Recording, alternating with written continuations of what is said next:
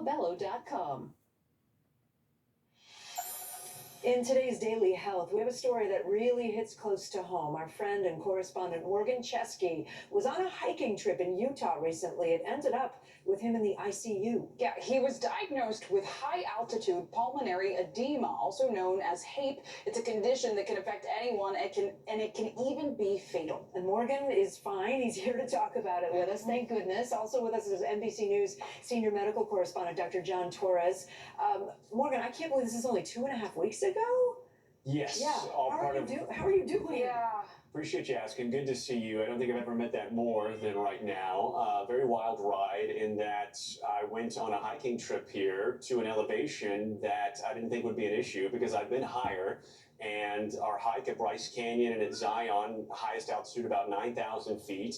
My second day at Zion, as you can see right there, is when I started to feel significant issues. I made it to where that group picture was taken. I had nothing left in the tank. They were feeling very lightheaded, very weak, and I could only walk about 50 yards before I'd have to stop, catch my breath, and my resting heart rate was well over 100. And that's when my Uncle Eric kind of grabbed my backpack, helped me off the trail. I thought I could sleep it off with a good night's sleep, maybe some over-the-counter medication. I took a COVID test. It came back negative. And when I woke up the next day and I felt worse, I knew something was wrong. And that's when we ended up in a clinic that tested my oxygen. It was about half of what it should be. And I all of a sudden take my first ambulance ride and end up in the ICU. Was that Angel's Landing? It was close to that. Yes. I've been there. That's not high. You don't think of that. It's like not the top of a mountain. Right. Zion, only about 6,000 feet. Our highest hike was at Bryce, our first day, I might add. And the doctor, upon admitting me to ICU, he said, wait, let me get this straight. You went from Dallas to Bryce at 9,000 feet, less than 1,000 feet in Dallas in about 12 hours. He goes, that's a big red flag to me, particularly with HAPE.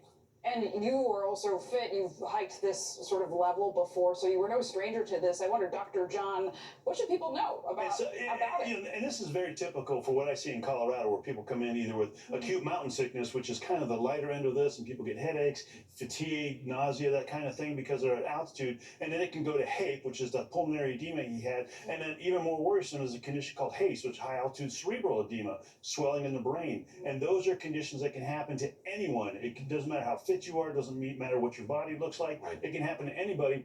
And the key is that switching altitude very quickly is one of those things that can happen. And not only did you go from Dallas to that high altitude, but you went from Dallas to an airplane, down again, and up to that high altitude. And so that kind of thing can really cause some problems. Some people are more genetically susceptible to it, and it looks like you might be one of those that, you know, moving forward in the future, you might be more at risk for this happening as well. Can you define pulmonary edema? So pulmonary edema, what happens here is because of the pressure changes, the blood vessels in your lungs start leaking plasma into your lungs and start filling up with fluid. And if it starts getting bad enough, luckily you didn't get to this because we talked about this earlier. You didn't get to the stage, but people actually can start having this pink frothy froth that's come out of their mouth because it's so much fluids coming out and they have a hard time breathing.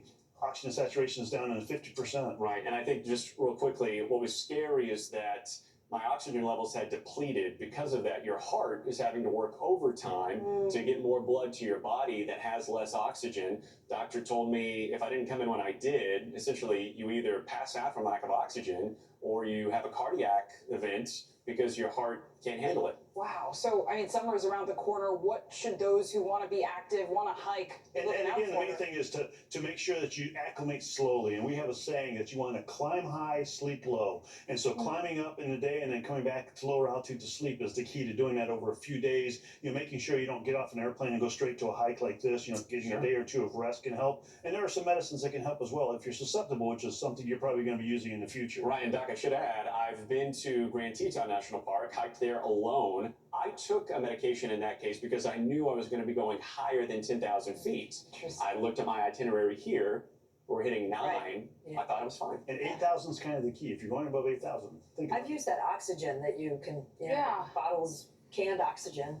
Sometimes and I mean, briefly, how are you feeling now? How's recovery? I mean, My lungs are not going to have any permanent damage, but doctors have told me that, I kind of need to take it slow and steady. So you won't see me in any boot camp class anytime soon. And I'm already planning, planning a beach vacation for a nice long hike there. Perfect. Right, So- low altitude beach vacation. Exactly. Dr. John, we have you. I want to ask you something that's just breaking this afternoon. The FDA just ended the ban on blood donations from gay and bisexual men. How significant is This is that? very significant. It's going to expand the blood pool, number one. And number two, it's not going to discriminate against those that they should not have been discriminating against. And up until now, they've been singling them out, saying if you had if it was men who had sex with men, especially within the last 3 months, then you couldn't donate blood. Now they're expanding the questionnaire to everybody, so everybody's going to have to answer those questions. And if anyone has had a new sexual partner or multiple sexual partners within the last 3 months, they don't want you to donate blood. So it's not isolating a specific group that they should not have isolated.